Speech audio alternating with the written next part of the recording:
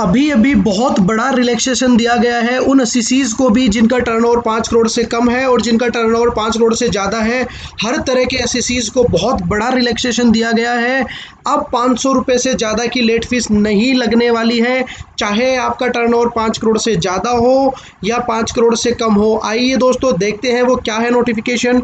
अभी अभी इशू है नोटिफिकेशन नंबर 57। आप देख सकते हैं 30 जून को ये इशू है 10 बजे के आसपास रात को। क्या बोलता है नोटिफिकेशन? ये नोटिफिकेशन अमेंडमेंट कर रहा है नोटिफिकेशन नंबर 76 में। जी हाँ, जो 76 नंबर का नोटिफिकेशन 31 दिसंबर 2018 को इशू हुआ था, जिसको नोटिफिकेशन नंबर 52 के द्वारा भी अभी अमेंड किया गया था 4-5 दिन पहले, उसको फिर से अमेंड किया गया है। और क्या कहा गया है ये बोल रहे हैं, इन the said notification after the third proviso. मैं आपको दिखाता हूँ कि उस नोटिफिकेशन में थर्ड प्रोविजो क्या था दोस्तों।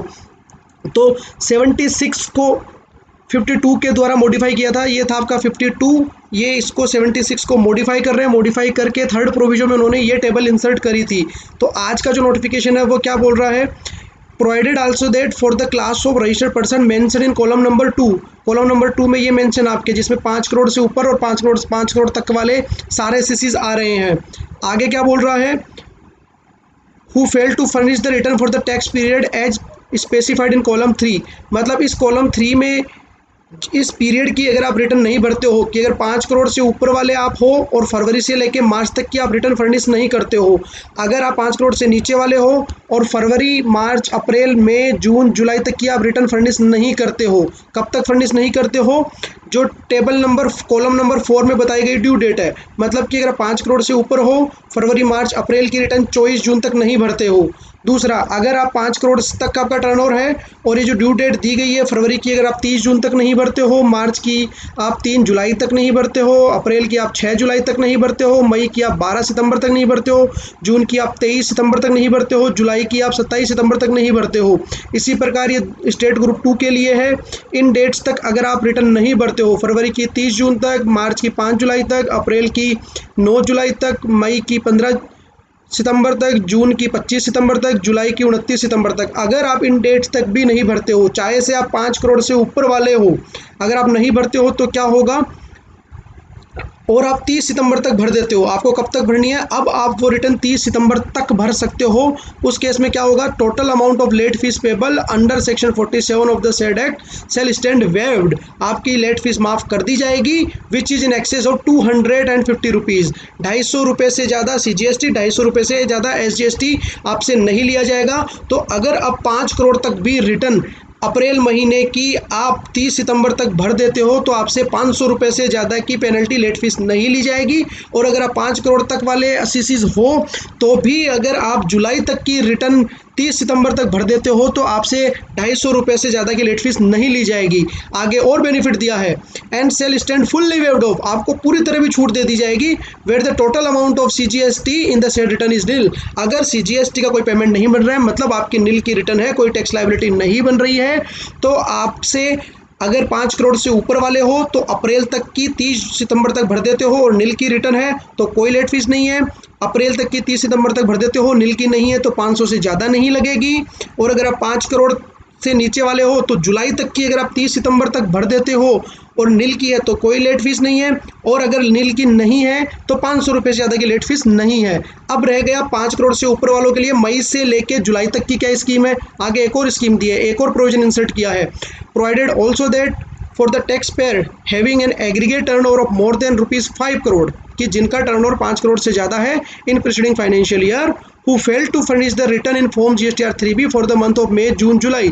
अगर आप 5 करोड़ से ऊपर वाले एससीसी हो और आप मई, जून, जुलाई इन 3 महीने की रिटर्न कब तक नहीं भर सकते हो, आप नहीं भर पाते हो 30 सितंबर तक। 30 सितंबर तक जाके अगर आप भर देते हो, 29 सितंबर तक आप नहीं भरते हो और 30 सितंबर तक भी आप भर देते हो तो क्या होगा, आपसे लेट फीस 250 रुपये CGST, 250 रुपये SGST, मतलब कि 500 रुपये से ज़्यादा की लेट फीस आपसे नहीं ली जाएगी। और अगर आप 5 करोड़ से ऊपर हो और आपकी मई, जून, जुलाई की भी नील की रिटर्न है तो आपसे किसी तरह की कोई लेट फीस नहीं ली जाएगी। करेक्ट में कहूँ, सबसे पहले बात करते हैं 5 करोड़ से ऊपर वाले एससीसीज की।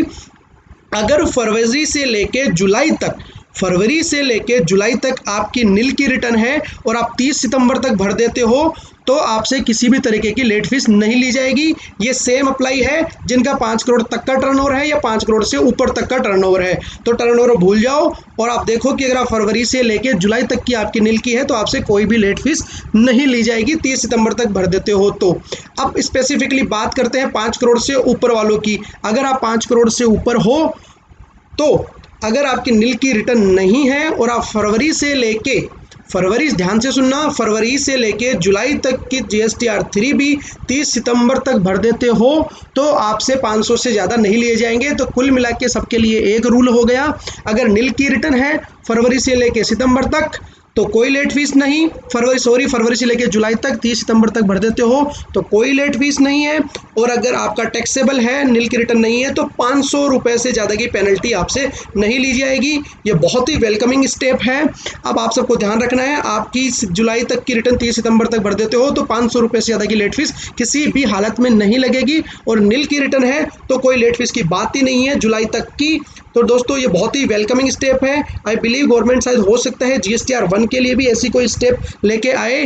तो अभी आप सब लोगों के लिए अच्छी खबर है, तो ध्यान रखिएगा। अब 30 सितंबर से पहले आपको रिटर्न भर देनी है।